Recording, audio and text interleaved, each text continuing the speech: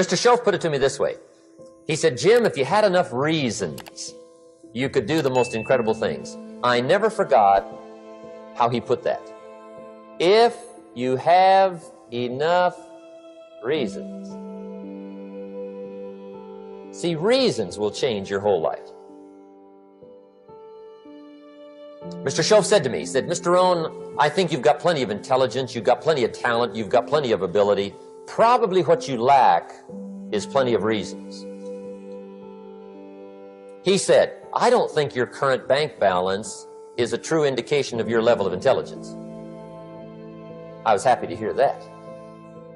He said, I think you're much smarter than your present bank balance indicates. And that turned out to be true.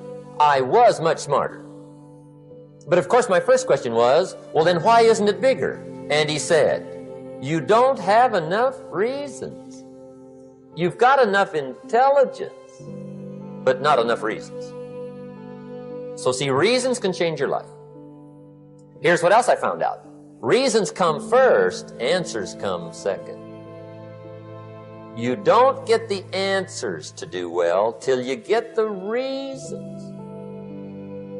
Life has a mysterious way of hanging on to all the answers and only gives them up to the people that are inspired by reasons. So reasons make the difference in how your life works out. Now, what are some of the reasons for doing well? Let's go through a quick list called Reasons for Doing Well. First is personal reasons. Some people do well for recognition. Some people do well for respect. Some people do well for the way it makes them feel. They love the feeling of being a winner. Those are good reasons. I have some millionaire friends that keep working 10, 12 hours a day, making more millions. And it's not because they need the money. It's because they need the joy and the satisfaction and the pleasure that comes from being a constant winner. And see, it's not just the money anyway. It's the journey, not the money. Once in a while somebody says to me, boy, if I had $1 million, I'd never work another day in my life. That's probably why the good Lord sees to it they don't get their million, right? They'd quit. They'd quit. Okay. Next is family reasons. Some people do extremely well for other people, and that's powerful. Human beings can greatly affect each other.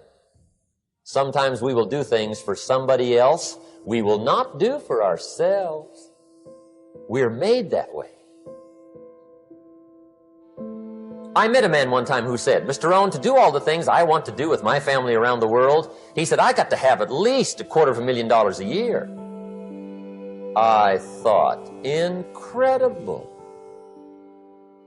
Could a guy's family affect him that much? And the answer is, of course. How fortunate are the people that find themselves greatly affected by somebody for personal achievement. And we are affected. The writer of a recent song said, if not for you, the winter would hold no spring, couldn't hear a robin sing.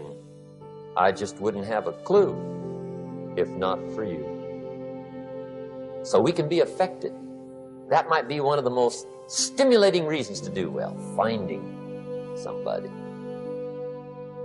When Andrew Carnegie died, the wee little Scotsman that built the big steel industry, when he died, they opened up his desk, and in one of the desk drawers, they found a slip of paper. On that piece of paper, Mr. Carnegie had written his goal for his life, and he wrote it when he was in his 20s. And on that piece of paper, it said, I'm going to spend the first half of my life accumulating money. I'm going to spend the last half of my life giving it all away. What a goal. He got so inspired by that goal that the first half of his life, he accumulated $450 million. And the last half of his life, he gave it all away. Good question tonight. What's got you turned on? What's got you bombed out of sight to get up early and stay up late and hit it all day? Next question. What's got you turned off? When I found the answers to those two questions, my life exploded into change. I finally found out what had me turned off, and I got that cured. And then I got me a long enough list of reasons to turn me on. And once the lights went on for me, age 25, they've never gone out.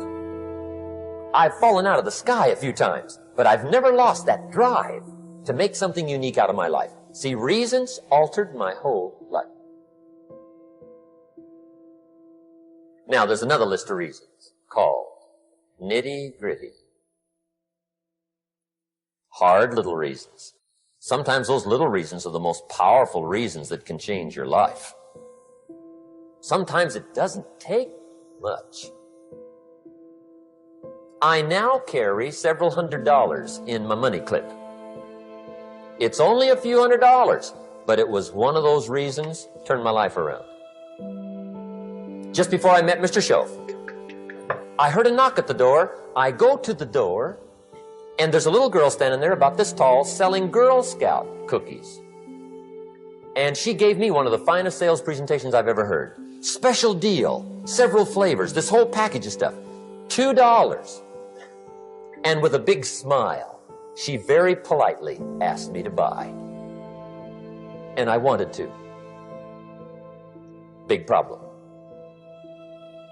I'm broke. I don't have $2. And to this day, I can remember the pain and the embarrassment. I'm a father. I'm a husband. I've been to college. I'm working. I'm 25. I don't have $2. And I didn't want to tell her that for some reason. So I did what I thought was next best. I lied to her. I said, hey, look, I've already bought lots of Girl Scout cookies. I've still got plenty stacked in the house, which was not true. But it seemed to get me off the hook for the moment. She said, well, gosh, that's wonderful. Thank you very much. And she went away.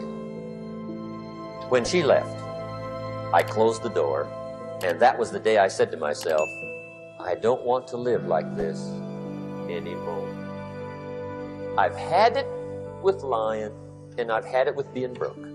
I'm never going to let this happen to me ever again. I promised that day I would work as hard as possible and would always carry plenty. It took me a little while, but now I do.